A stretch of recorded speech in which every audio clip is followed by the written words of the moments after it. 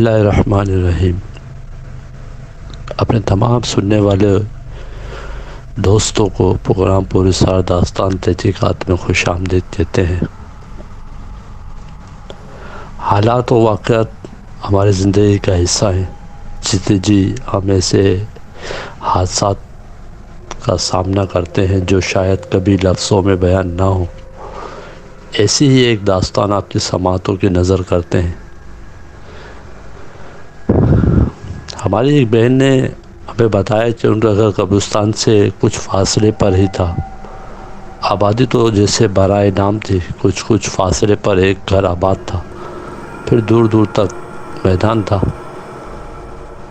کیونکہ وہ ایک سوسائٹی تھی جو ابھی آباد نہیں ہوئی تھی، بس کچھ فیملیاں ہی آباد تھی۔ رات تو رات، دن میں بھی خوف محسوس ہوتا تھا۔ ایک دن کی بات ہے کہ میں گھر میں اکیلی تھی اور گھر کے کام کاج میں مصروف تھی، کچھ کپڑے وغیرہ دھو رہی تھی۔ وہ کپڑے پھیلانے کے لیے بالکونی میں آئی تو میری نظر قبرستان کی طرف گئی۔ کیا دیکھتی ہوں کہ ایک شخص قبرستان میں قبر کھود رہا ہے۔ میں مسلسل اس کو دیکھ رہی تھی۔ وہ شخص بھی بہت عجیب و غریب تھا اور بہت گھبرایا ہوا تھا اور بہت جلدی قبر کھود رہا تھا۔ تھوڑی ہی دیر میں اس نے قبر کی کھدائی کر کے ایک کپڑے میں لپٹی ہوئی کوئی چیز قبر میں دفنائی اور چل دیا۔ کافی دیر تک اس آدمی کو دیکھتی رہی۔ کچھ ہی دیر کے بعد وہ آدمی نظروں سے اوجھل ہو گیا۔ تھوڑی دیر کے بعد میں قبرستان میں اسی جگہ گئی اور مٹی ہٹا کر دیکھا تو میری چیخیں نکل گئیں۔ اس قبر میں ایک انسانی کھوپڑی دفن تھی جس کی آنکھیں خوف سے پھٹی ہوئی تھیں اور پورے منہ پہ خون ہی خون تھا۔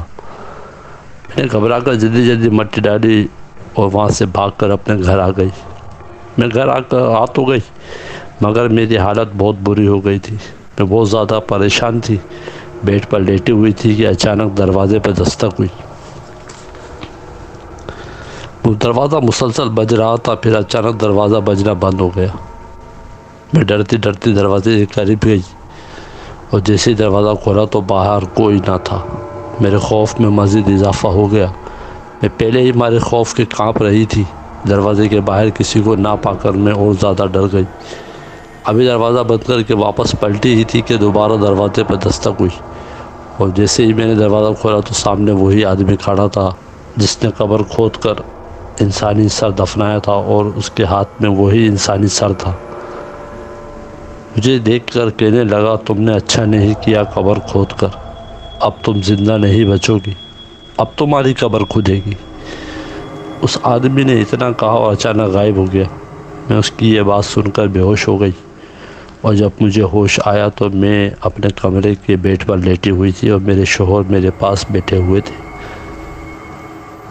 انہوں نے مجھ سے سارا واقعے کی معلومات لی اور مجھے تسلی دی۔ اس کے بعد میں سو گئی۔ میرے شوہر نے کسی عامل سے رابطہ کر کے یہ سارا واقعہ بتایا تو عامل صاحب نے ان کے گھر کا احاطہ کیا اور کچھ تعویذات بھی دیے، جس کے بعد سے اب میری طبیعت بھی ٹھیک ہے اور کوئی اسی گھبراہٹ کی بات بھی نہیں۔ اب ہم ایک ہنسی خوشی زندگی گزار رہے ہیں۔ تو دوستو، یہ تھی ایک بہن کی آپ بیتی داستان۔ ایک پیغام دینا چاہتے ہیں کہ قبرستان میں جا کر کسی قبر کو نہ کھودا کریں، احتیاط کریں اور ایسے کاموں سے پرہیز کریں۔ اپنے میزبان ساگر رائی کو دیں اجازت۔ اللہ نگہبان۔